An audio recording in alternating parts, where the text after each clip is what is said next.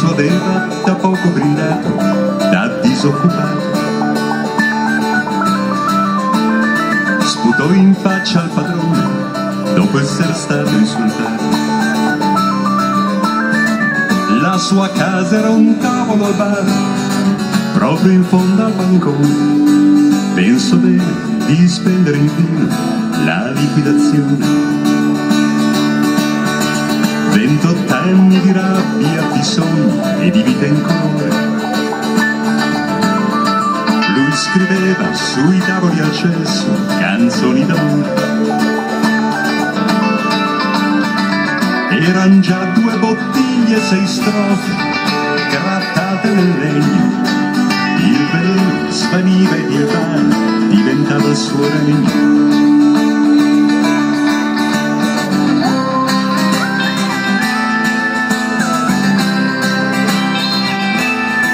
Silvia aveva da poco venduto il suo mazzo di rose a clienti in perenne ricerca di cose preziose.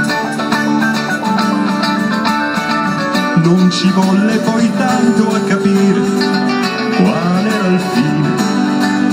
Era un fiore pregiato però senza petali e spine. Al rifiuto di Silvia un cliente si fece sprezzare. Il privilegio nei suoi confronti divenne pesante. Porca zingara, disse il biondino dal braccio tatuato. Enzo aveva da poco impugnato un coltello affilato. Dopo un ci rivedremo, la lotta finì all'improvviso. Enzo cadde, una mano nel vento, un taglio nel viso. Silvia in lacrime con un foulard gli asciugò la ferita. Erano tutti convinti che lì non sarebbe finita.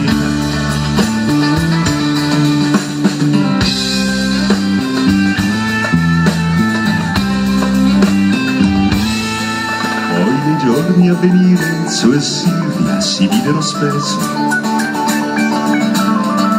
Puoi trovare ancora oggi una frase in un lurido cesso.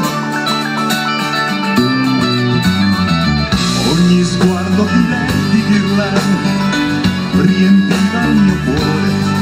La baracca sul fiume diventa il loro nido d'amore.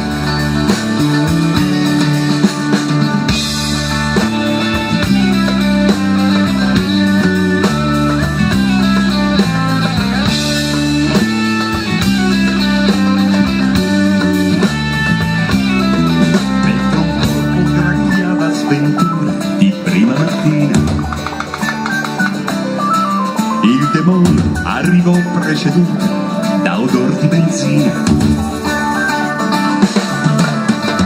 L'era vendere rose di sbronzo addormentato.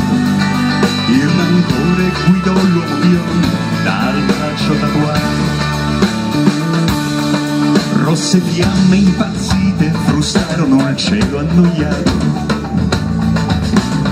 Enzo non si accorse di niente, morì rintrovato.